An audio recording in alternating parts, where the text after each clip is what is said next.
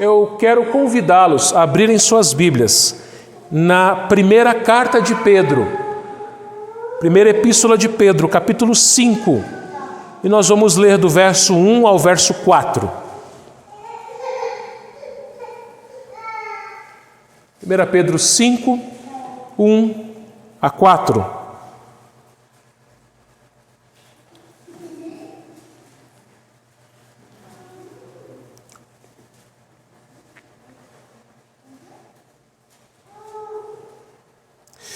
Rogo, pois, aos presbíteros que há entre vós, eu, presbítero como eles, e testemunha dos sofrimentos de Cristo, e ainda coparticipante da glória que há de ser revelada. Pastoreai o rebanho de Deus que há entre vós, não por constrangimento, mas espontaneamente, como Deus quer, nem por sorte da ganância, mas de boa vontade, nem como dominadores dos que vos foram confiados, antes tornando-vos modelos do rebanho. Ora, logo que o Supremo Pastor se manifestar, recebereis a imarcessível coroa da glória. Vamos orar. Ó Pai, eu te agradeço pela tua palavra que foi lida. Te agradeço por esse momento que temos a oportunidade, ó Pai, de te cultuar, de elevar nossas vozes em adoração ao Senhor. E agora, Pai, nós nos calamos e pedimos que o Senhor fale, que o Teu Espírito, Senhor, abra o entendimento de cada um desses meus irmãos e irmãs aqui presentes, ó Deus, e a todos aqueles a quem esta mensagem chegar, para que possam compreender a Tua palavra, Senhor, e aplicá-la em suas vidas. Que a Tua palavra, meu Deus, não volte vazia, Senhor, mas que o Senhor faça a Tua obra através da exposição bíblica, Senhor. Usa-me apesar de mim, é o que eu te peço, para a Tua glória, em nome de Jesus. Amém. Bom, meus irmãos, como eu disse, hoje de manhã nós falamos a respeito do caráter do líder cristão, do pastor, do presbítero, que é também o caráter do crente. E eu disse isso porque todo pastor e todo presbítero e todo diácono também são, antes de tudo, crentes. Eles saíram dos bancos da igreja. Todo pastor um dia foi membro da igreja. Os presbíteros ainda são membros da igreja. Então todo presbítero, todo diácono, todo pastor, todo oficial, todo líder da igreja, ele é um crente. Então tudo aquilo que a palavra de Deus nos ensina vale não somente para a liderança, mas para toda a igreja. E uma coisa que é também comum a todo cristão é que todo cristão foi chamado para servir, foi chamado para o serviço. Nós não fomos chamados para ter uma vida de ócio, uma vida de você ficar à toa, mas nós somos chamados, meus irmãos, para ministérios. E eu já falei isso aqui, a palavra ministério significa simplesmente serviço. O ministro é um servo, o pastor é um ministro da palavra, os presbíteros são ministros que pastoreiam a igreja, os diáconos são ministros que servem a igreja e todos os demais crentes, homens e mulheres, também têm os seus ministérios. Isso porque o Espírito Santo, que é comum a todos nós, que foi derramado a cada um de nós, o Espírito Santo ele nos deu dons espirituais. Ele nos capacitou com dons para servir a Deus no seu reino e na sua igreja. E, queridos irmãos, alguns homens na igreja receberam o dom do pastoreio. São pastores. E quando eu falo pastor, eu não estou falando apenas aquele que fez o seminário, mas todo o conselho é pastor. É aquilo que eu falei, todo pastor é presbítero, todo presbítero é pastor. E, como eu falei de manhã, meus irmãos, eu creio que a única diferença, ou a principal diferença, entre os presbíteros docentes, quem que é presbítero docente? O pastor. Por que é docente? Essa palavra docente vem de docência, ensino. O pastor é aquele que se esmera, segundo o apóstolo Paulo, na palavra e no ensino. Por isso que o pastor ele estuda mais. ele precisa cursar um seminário, ele tem que passar a vida inteira estudando. O presbítero regente, por que a palavra regente? Regente porque ele rege, ele supervisiona, ele cuida, ele pastoreia. Qual que é a principal diferença entre o presbítero docente, que nós chamamos de pastor, e o presbítero regente, que nós chamamos de presbítero? A diferença é o tempo de dedicação. O pastor ele dedica-se integralmente ao pastoreio da igreja. É a sua vida ali integral, por isso que ele recebe o sustento da igreja e ele acaba não tendo outro tipo de trabalho. Existem algumas exceções, é verdade, mas via de regra, os pastores eles têm um único serviço, que é cuidar da igreja. Os presbíteros eles também cuidam da igreja da mesma forma que o pastor. Só que a diferença é que os presbíteros eles têm outras atividades. Eles têm as suas profissões, então eles não dedicam o mesmo tempo que um pastor, um presbítero docente, para o pastoreio da igreja. Agora, uma coisa que precisa ficar bem clara: ninguém cuida da igreja sozinho. Por isso que nós somos presbiterianos. A igreja presbiteriana ela não é pastoreada por uma pessoa, mas por uma equipe pastoral, por um grupo de pessoas, né? O conselho da igreja. Quem cuida da igreja não é um homem só, mas é um grupo de homens, que no nosso caso aqui somos em 6, o pastor e 5 presbíteros.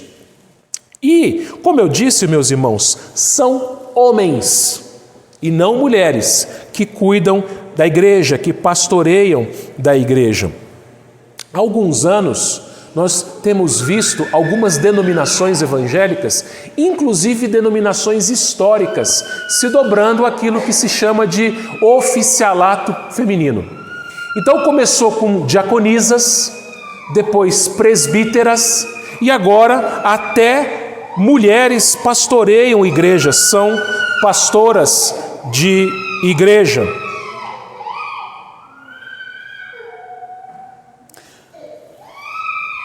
Entretanto, meus irmãos,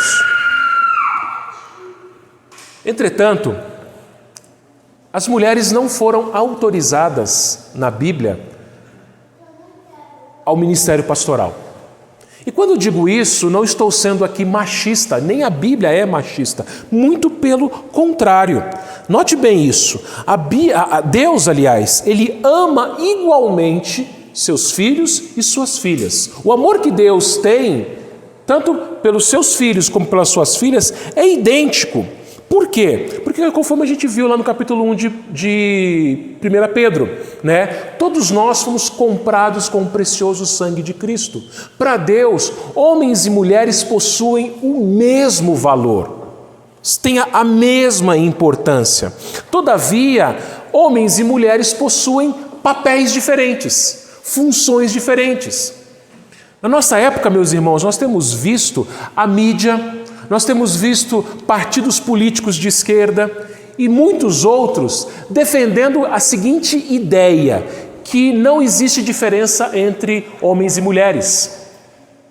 Só que existe sim, existe diferença sim. Perante Deus nós temos o mesmo valor, mas homem é homem, mulher é mulher. Temos as nossas diferenças de papéis, funções distintas. E no caso, meus irmãos, do governo da igreja, o governo da igreja, biblicamente falando, cabe exclusivamente aos homens.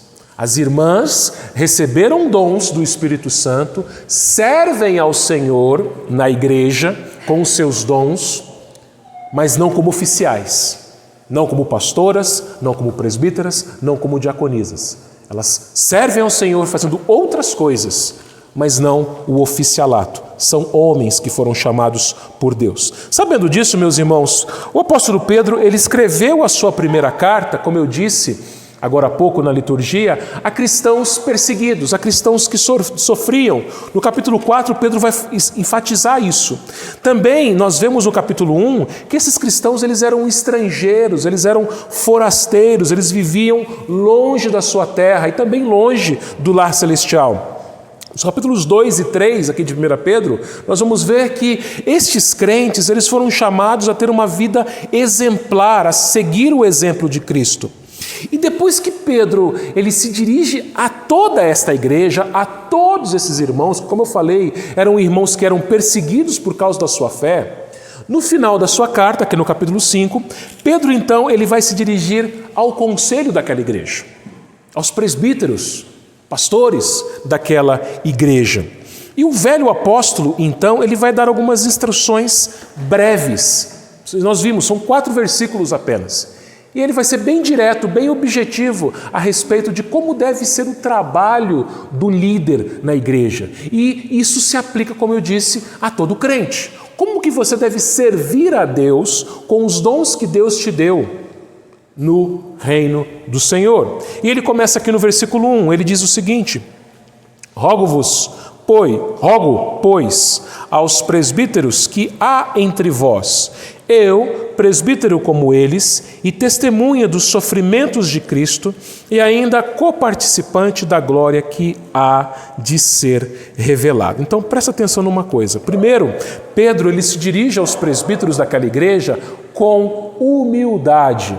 Ele não diz humildade e companheirismo. Ele não se apresenta como apóstolo. Pedro era apóstolo. E Pedro não somente era apóstolo, um dos 12, mas Pedro ele se colocou entre os 12 como o líder dos apóstolos. Mas aqui Pedro ele não fala, eu sou o apóstolo. Mas nesse momento Pedro, ele diz o seguinte: eu, presbítero como eles. Eu, presbítero como eles. Né? Ele roga, ele implora. Pedro aqui ele não dá uma ordem, mas ele implora, ele roga, ele exorta. Ele exorta aos seus irmãos presbíteros, aos seus companheiros presbíteros, a terem um ministério que agradasse a Deus.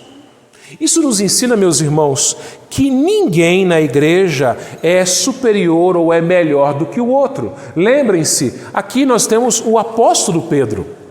Ele vai dizer aqui que ele foi testemunha dos sofrimentos de Cristo. Ele foi um dos poucos que teve o privilégio de ver o Senhor Jesus sofrendo na cruz.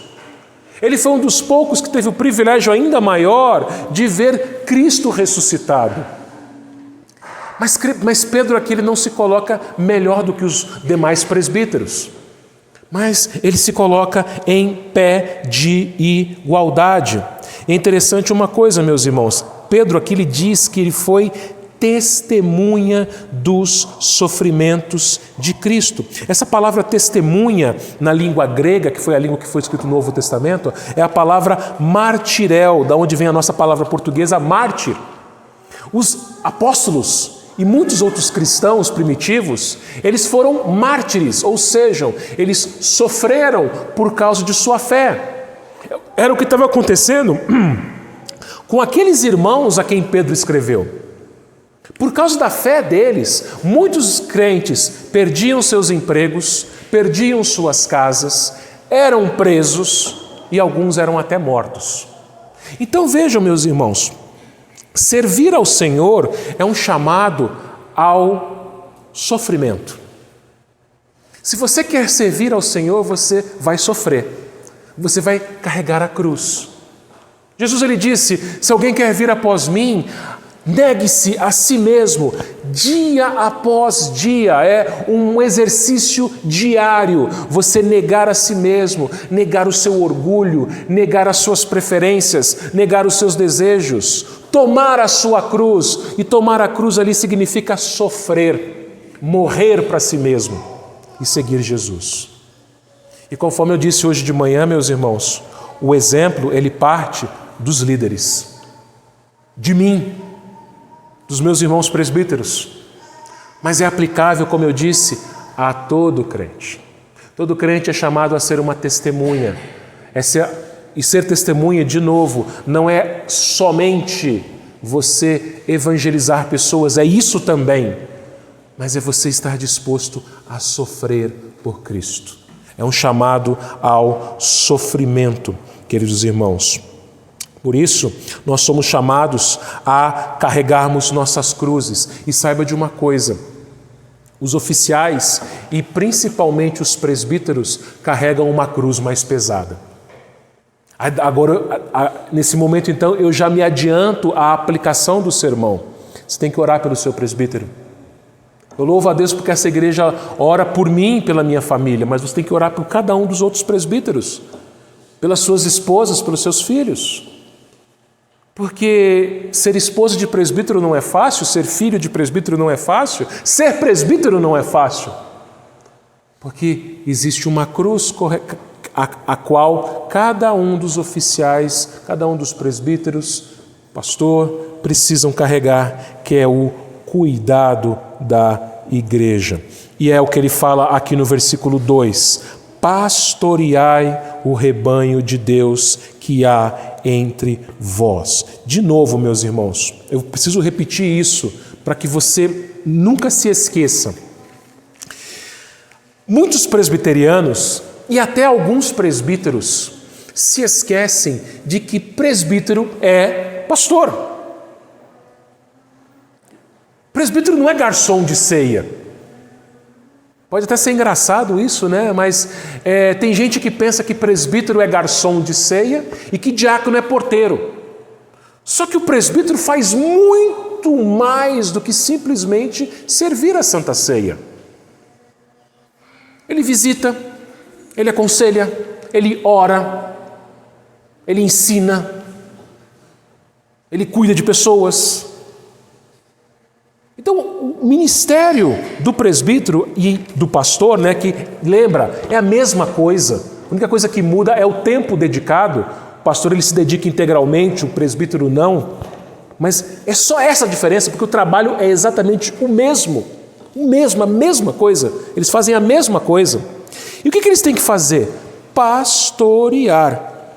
Pastor, queridos irmãos, é aquele que cuida de ovelhas. É aquele que faz o trabalho de, como eu disse, de carregar o fardo das ovelhas, de cuidar, de orientar, de ensinar, de visitar, de aconselhar as ovelhas. E como eu disse já agora há pouco, essa carga não é para uma pessoa só, essa carga ela é dividida. Por isso que Pedro, aliás, ele fala aos, plural, presbíteros, plural. Aquela igreja não possuía um pastor, mas possuía um grupo de pastores, um conselho, presbíteros. A carga ela é dividida. Por isso aqui também, meus irmãos, nós vamos ver isso acontecendo com Moisés. Moisés, ele tinha toda a carga do cuidado do povo de Israel no deserto sobre si. Depois ele dividiu essa carga com outras pessoas, com outros homens.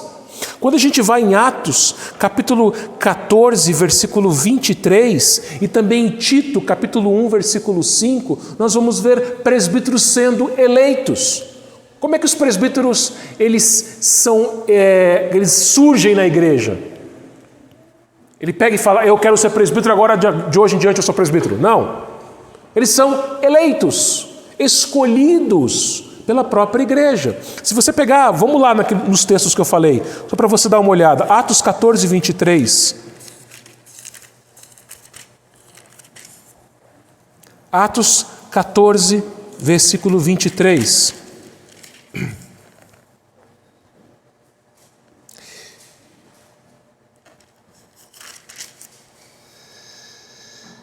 E promovendo-lhes em cada igreja a eleição de presbíteros, depois de orar com jejuns, os encomendaram ao Senhor a quem haviam crido. Então, os presbíteros eram eleitos. Tito, capítulo 1, versículo 5.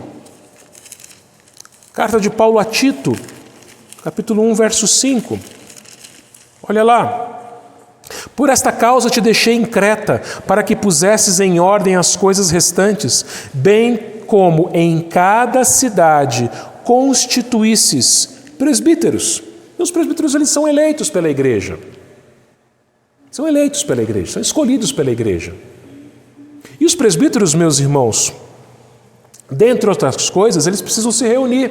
No capítulo 15 de Atos, eu não vou ler aqui, mas você pode ler na sua casa, você vai ver que os presbíteros eles se reuniram para tomarem decisões importantes. Então o presbítero tem que se reunir em conselho, tem que se reunir em presbitério, em sínodo, em supremo concílio. Às vezes essas reuniões elas são cansativas, são complicadas, são assuntos difíceis. Por que os presbíteros têm que fazer essas reuniões? Para o bem de vocês, para o bem da própria igreja. Todas as decisões tomadas numa reunião de conselho, de presbitério, de sínodo, de supremo concílio, são tomadas debaixo de muita oração. Nós vimos lá em Atos, eles jejuavam e oravam. Por quê? Porque a igreja de Deus, o rebanho de Deus, está sob a responsabilidade dos presbíteros, dos pastores. E outro trabalho do presbítero que pastoreia a igreja é defender a igreja dos predadores. Um pastor de ovelhas, ele defendia as ovelhas do lobo, de um urso. As crianças aqui vão se lembrar da história de Davi, né? Que Davi, ele, quando se ofereceu para enfrentar o gigante Golias, ele disse que já havia matado um leão e um urso que tentaram atacar as ovelhas do seu pai. Meus irmãos, o presbítero, o pastor, eles são como Davi. As ovelhas não são nossas. Lembrem-se, as ovelhas não eram de Davi, eram de Jessé, do pai dele. As ovelhas não são nossas, por isso que Pedro lhe fala: pastoreai o rebanho de Deus que há entre vós. A igreja pertence a Deus, não pertence a nós. Nós não somos donos da igreja. E o presbítero é aquele que protege a igreja de falsos ensinos, de heresias, protege a igreja de ataques do inimigo, protege a igreja de pecados, ensina a igreja a se santificar, a se afastar dos pecados. Esse é um dos trabalhos do presbítero. E como eu disse, o presbítero ele não pode se esquecer que a igreja não pertence a ele. Como nós vimos aqui, pastoreai o rebanho de Deus que há entre nós, entre vós. Nós vimos, meus irmãos, lá no capítulo 1 de 1 Pedro, que nós fomos comprados pelo precioso sangue de Cristo. Você pertence a Deus, você pertence ao Senhor Jesus. E Deus escolheu, no nosso caso, 6 homens para cuidar dessa igreja. Lembrando que estes homens cuidam da igreja que pertence a Cristo Jesus. E como que nós, presbíteros, devemos cuidar de vocês, igreja? Pedro, então, ele vai falar. Primeiro, versículo 2. Não por constrangimento, mas espontaneamente, como Deus quer. Então, primeiro, Pedro, ele exorta os presbíteros a desempenharem o seu ministério não por obrigação, não de forma forçada, constrangida. Da mesma forma, você que é crente, você não vai servir a Deus de maneira obrigada, forçada, constrangido. É aquilo que eu tenho falado aqui todos os domingos, meus irmãos. Quando você vem para a igreja, você não pode vir na igreja de cara fechada. Quando você vai se levantar para cantar, você tem que soltar a sua voz. Eu sei que com máscara é difícil, mas tem que louvar a Deus com alegria no seu coração. Quando você for entregar suas ofertas, seus dízimos, você vai entregar com alegria, porque você sabe que Deus está sustentando a sua casa. Tudo que você faz no ministério ao Senhor, no serviço ao Senhor, você na sua casa, servindo a Deus como esposa, como marido, como pai, como mãe, você servindo a Deus na sua profissão, no seu trabalho, você não vai acordar cedo e falar: puxa vida, segunda-feira, tenho que trabalhar. Não, mas você vai acordar e falar assim: Senhor, obrigado, eu tenho saúde, eu tenho mais um dia de vida, eu vou trabalhar, eu vou te louvar hoje com o meu trabalho, eu vou te adorar hoje com o meu trabalho, com o meu estudo, seja em casa ou seja fora de casa. Porque adoração, meus irmãos, não é somente isso aqui agora. Você vai sair daqui, você vai para a sua casa e você vai continuar adorando em casa. Você, minha irmã, Na hora que você for servir a janta, se não jantaram ainda, ou um lanche, você vai adorar a Deus fazendo o seu melhor para a sua família. Você, meu irmão, que vai sair para trabalhar amanhã, você vai fazer o seu melhor no seu trabalho e você vai fazer isso para a glória de Deus. Você não pode fazer isso de forma forçada, obrigada, carrancuda, de cara fechada, mas com alegria no seu coração. E é dessa forma que nós, presbíteros, devemos servir a Deus na igreja. Não com coração pesado, não com tristeza, mas de forma espontânea, porque é assim que Deus quer. Todo ministério, meus irmãos, deve ser executado com alegria, com espontaneidade, porque esta é a vontade de Deus. Seja você um presbítero, seja você um diácono, seja você uma irmã sócia da SAF, um irmão sócio da UPH, seja você uma criança, aquilo que Deus te chamou para fazer é um ministério, é serviço ao Senhor. Então, faça com alegria, com disposição no coração. Segundo, Pedro ele vai dizer aqui no final do verso 2, nem por sorte da ganância, mas de boa vontade. Hoje de manhã, meus irmãos, quando eu estava expondo 1 Timóteo 3, nós vimos que o presbítero ele não deve ser avarento. Por quê? Porque Paulo fala lá a Timóteo que uma das características do falso mestre é o amor ao dinheiro. Ele vai falar que o amor ao dinheiro é a raiz de todos os males. E é o mesmo ensino aqui de Pedro. E eu falei hoje de manhã que esse pecado é mais comum entre os pastores. Por quê? Porque como a gente já sabe, o pastor ele recebe o seu sustento da igreja. Agora, mesmo os presbíteros, que são voluntários na igreja, eles podem cometer esse pecado. De que maneira?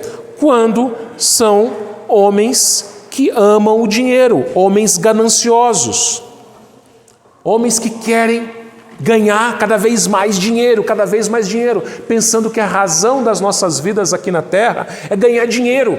Eu quero ganhar dinheiro, juntar dinheiro, quero comprar coisas. E qualquer pessoa pode ser assim. Qualquer pessoa corre o risco de cometer esse pecado, de ser uma pessoa avarenta, de ser uma pessoa que ama o dinheiro. Então, meus irmãos, a começar dos presbíteros, mas também para toda a igreja, nós devemos ser pessoas que têm contentamento, contentes com aquilo que Deus nos deu, satisfeitos com aquilo que Deus nos deu, sem sermos gananciosos. Não seja uma pessoa gananciosa. Trabalhe visando o sustento da sua casa. Não seja ganancioso. Não fica juntando dinheiro numa terra onde traça e ferrugem corroem. Tem pessoas que só juntam dinheiro, compram. Na hora que ela menos esperar, Deus leva a pessoa. Jesus uma vez contou uma história de um homem que teve uma colheita espetacular. Ele colheu muito e ele não tinha lugar para guardar essa colheita. O seu celeiro era pequeno. E ele teve uma ideia: já sei, vou destruir os meus celeiros, vou construir celeiros maiores e vou guardar toda a minha colheita e vou aproveitar a vida. Jesus chama esse homem de louco, que naquela mesma noite iam pedir a alma dele. Então não seja uma pessoa gananciosa. Nós, presbíteros, corremos o risco de sermos gananciosos quando nós usamos mal o nosso próprio dinheiro, mas também o dinheiro da igreja. Por isso nós, presbíteros, devemos ser sábios quando a gente toma as nossas decisões no que diz respeito aos gastos da igreja. E você, meu irmão, minha irmã, da mesma forma, sábio, sábia nas suas contas, nas suas compras, não gastando mais do que você ganha. Não querendo juntar dinheiro. Tem gente que trabalha de sol a sol, de domingo a domingo, querendo ficar rico, querendo ganhar dinheiro, se esquecendo que Deus é que sustenta. Isso é a avareza. Pedro fala: não sejam avarentos, mas pastoreio a Deus de boa vontade. E, em terceiro lugar, Pedro vai dizer, nem como dominadores, mas tornando-se modelos do rebanho. Alguns presbíteros e alguns pastores exercem o ministério na igreja com mãos de ferro, como se fossem xerifes, sendo autoritários, sendo manda-chuvas, exigentes, como se fossem donos da igreja. Meus irmãos, o pastorado ele deve ser feito com mansidão. A gente viu isso hoje de manhã. Mesmo que seja necessário corrigir e disciplinar membros de igreja, deve ser feito com mansidão. O próprio Pedro foi disciplinado por Cristo, você se lembra? Pedro negou Jesus 3 vezes e Jesus teve que restaurar Pedro. Tu me amas, pastorei as minhas ovelhas. E Jesus ele fez isso com todo o cuidado. Agora presta bem atenção no que eu vou falar agora. Ser manso não significa passar a mão na cabeça. Ser manso não significa fazer vistas grossas para o pecado e deixar os membros da igreja fazerem o que bem entenderem. Um presbítero, um pastor precisam ser carregados de mansidão, de amor, mas precisam ser firmes quando for necessário. Eu falei isso hoje de manhã. E é o mesmo ensino aqui de Pedro. Mesmo ensino, não como dominadores. Ou seja, você às vezes, o presbítero às vezes, ele vai precisar falar mais grosso, falar mais firme, chamar o irmão, a irmã a se corrigir de acordo com aquilo que a Bíblia ensina, de acordo com aquilo que Deus requer de nós. Não é passar a mão na cabeça, não é fazer vistas grossas, deixar a pessoa viver a vida dela fazendo o que ela bem entende. Mas claro, sempre fazendo isso com muito cuidado, com muita mansidão, mas sendo firme quando necessário. Isso é a mesma coisa na casa da gente. Você que é pai, você que é mãe, é a mesma coisa. A primeira autoridade na vida de uma pessoa é o pai e a mãe. Se um guri não respeita pai e mãe, ele não vai respeitar professor, ele não vai respeitar presbítero nem pastor. Ele vai crescer, esse guri vai crescer, vai ficar um adolescente, vai ficar um jovem, vai ficar um adulto que não respeita ninguém. Então você, meu irmão, minha irmã, que é pai, que é mãe, da mesma forma, você não vai ser agressivo com seus filhos. Algumas pessoas, às vezes até dentro da igreja, são contra a educação com vara, porque fala que educar com vara é agressão. Não é isso. Educar com vara, meus irmãos, é se for necessário, você vai tentar, você vai conversar com a criança antes, e se for necessário, você vai usar a vara. Para quê? Para que a criança entenda que aquilo que ela fez desagrada a Deus. Por isso o castigo. Eu falei sobre isso hoje de manhã. Jesus Cristo, ele foi castigado severamente no nosso lugar. E Jesus Cristo, ele não pecou, mas ele estava carregando sobre si os nossos pecados. Por isso ele foi castigado. Da mesma forma, meus irmãos, às vezes, o conselho, ele precisa disciplinar alguns membros. Quando o membro comete um pecado, uma falta pública, o conselho tem a necessidade, e não é agradável isso, os meus irmãos presbíteros sabem disso, não é uma coisa agradável você disciplinar um membro, mas precisa. Você não pode deixar a pessoa fazer o que ela bem entende. Por quê? Porque isso mancha o nome de Cristo. A pessoa é membro da igreja e faz o que ela bem entende, todo mundo fica sabendo, mas é membro da igreja presbiteriana. Mas ele está fazendo isso, está se comportando dessa forma, está tratando as pessoas desse jeito, está falando essas bobagens, mas é membro da igreja presbiteriana. Para preservar a santidade da igreja e o nome do Senhor, às vezes é necessária a disciplina. Mas sem domínio, como Pedro ensina aqui. Por isso que ele fala, como que tem que fazer isso? Tornando-vos modelos do rebanho. Então, para o presbítero disciplinar, e a disciplina, de novo, faz parte do pastoreio, o presbítero ele é como um pai. E como eu disse, o pai, às vezes, ele vai precisar disciplinar o seu filho. Então, o presbítero, para disciplinar um membro, e quando eu falo disciplinar, não é somente o afastamento da comunhão. Disciplinar também é uma demonstração, é uma chamada de atenção, é uma conversa mais dura. Às vezes o presbítero, o pastor, vai ter que chamar um irmão, chamar uma irmã e falar assim: vem cá, meu irmão, olha o que você está fazendo. Jesus ensina isso em Mateus capítulo 18, olha lá. Às vezes você vai ter que precisar chamar uma pessoa, um membro da igreja, um irmão, uma irmã, e falar: olha, você precisa se corrigir, você precisa mudar a sua vida, você precisa se arrepender dos seus pecados. E a gente faz isso, no caso aqui dos presbíteros, tornando-nos modelos do rebanho, sendo exemplo. É aquilo que nós vimos hoje de manhã. O presbítero, ele tem que ser o exemplo. Paulo, ele ensinou isso aos coríntios, né? Sede meus imitadores, como eu sou de Cristo.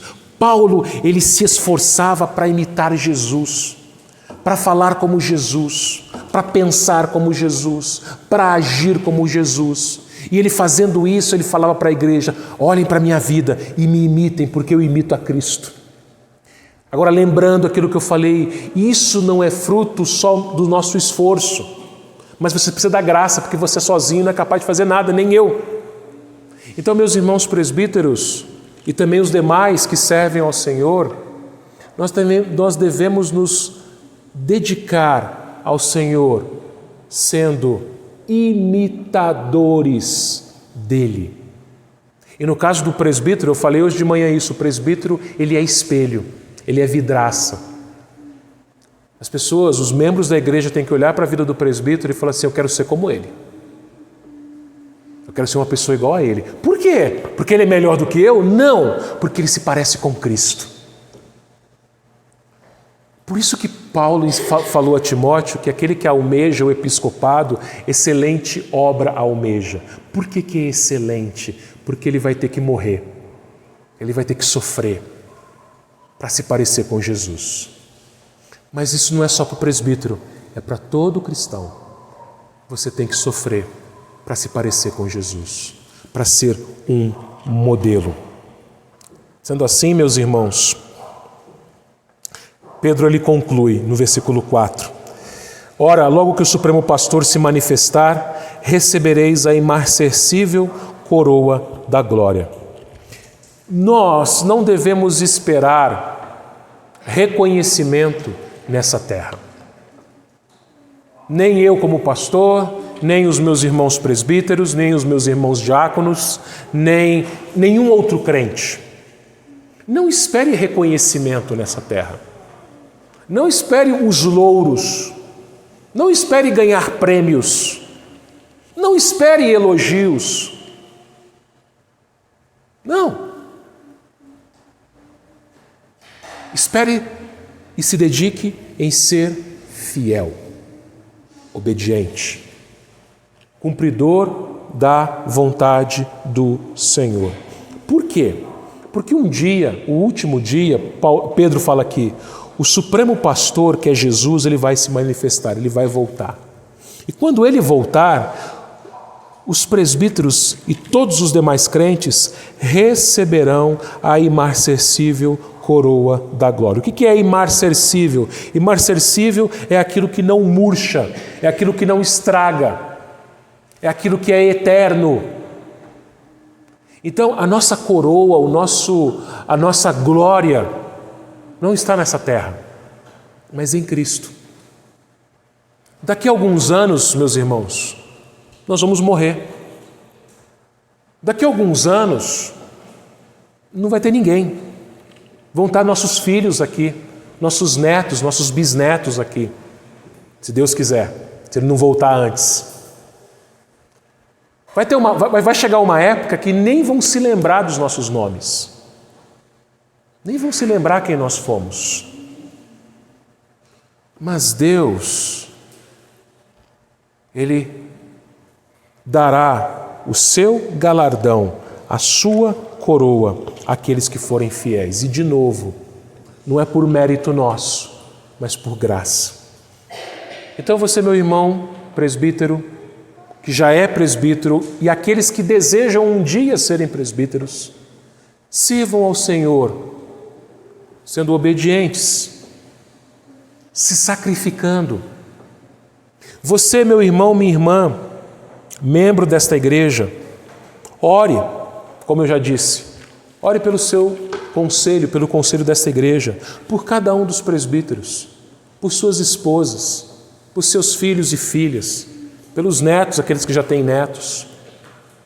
Ore para que Deus proteja os seus presbíteros de pecarem, de caírem em tentação. Deus proteja os seus presbíteros quando eles saírem para trabalhar.